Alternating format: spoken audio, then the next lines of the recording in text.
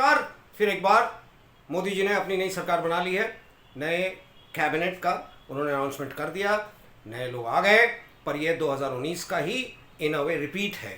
But repeat numbers पे नहीं है। 303 से आप 240 पे आ गए, रिपीट वहाँ नहीं है, रिपीट नेम्स पे है। जो उस समय जिन जिन मंत्रालय को संभाल रहे थे उसी मंत्रालय को भारतीय जनता पार्टी के खास कर लोग संभाल रहे हैं। एक नड्डा जी ऐड हुए हैं जो कि भारतीय जनता पार्टी के अध्यक्ष हुआ करते थे, अब उनका टेन्योर खत्म हो गया। अब वो हेल्थ फिर जो 2014 में मोदी जी के साथ जब नई सरकार बनी थी 2014 में, तो मोदी जी के साथ हेल्थ संभाल रहे थे, बैक टू हेल्थ। मेरा ये कहना है नड्डा जी को खास करके कि भारतीय जनता पार्टी का हेल्थ तो संभाल नहीं पाए, देश का हेल्थ संभाल लीजिए सर। खैर आगे बढ़ते हैं। अलायंस पार्टनर्स को क्या मिला? MOS, इंडिपेंडेंट मिनिस्ट्रीज या छोटे मोटे। अब देखना है कि उनका रिएक्शंस क्या होता है, क्योंकि इस बार जो मुझे नजर आ रहा है मेरे हिसाब से पहली बार 5 सालों में या 6 साल कह लीजिए, 2014 के बाद 2019 का इलेक्शन हुआ था और 10 साल रहे थे मोदी जी, ये थर्ड टेन्योर है उनका। तो 5 सालों में, 4 सालों में, 6 सालों में भारतीय जनता पार्टी ने RSS को थोड़ा सा भूल लिया था, भूल गए थे वो। RSS की कमी नज़र आती थी। इस बार 240 लाने में कहीं ना कहीं ये फील हुआ कि नड्डा जी ने जो कहा था ना RSS के बारे में कि बीजेपी एक पार्टी है, उसकी अपनी सोच है और उसका एक सिर्फ माउथ पीस या सोचने का स्थल जिसको कहिए वो संघ है। तो संघ ने इस बार पकड़ लिया, भैया हम कहेंगे रिपीट करो, चला सकते हो सरकार तो चलाओ, नहीं चला सकते हो तो भाड़ में जाओ। I mean I am not using, they might not have use this word that भाड़ में जाओ, सॉरी, बट फैक्ट यही है। संघ ने इस बार तरीके से कह दिया।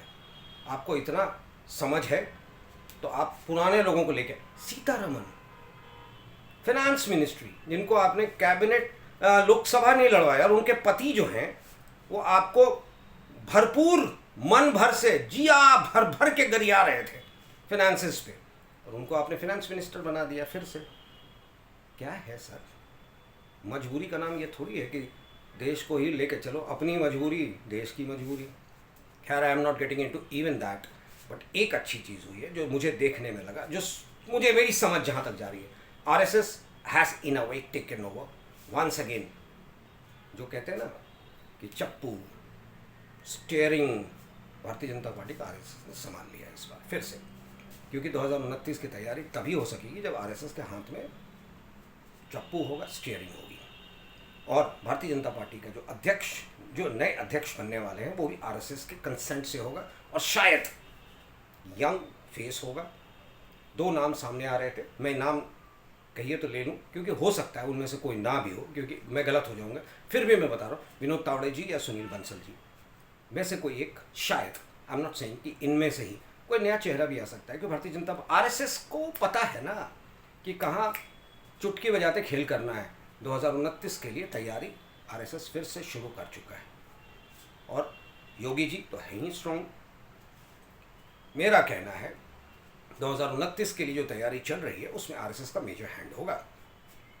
मोदी जी थोड़ा सा समझ जाइएगा, क्योंकि आपके TDP और JDU उंगली करने में लगे। आपने उनको कह दिया कि तुम बिहार संभालो, तुम आंध्र प्रदेश संभालो, पर उनका कहाँ कब दिमाग भरमाएगा।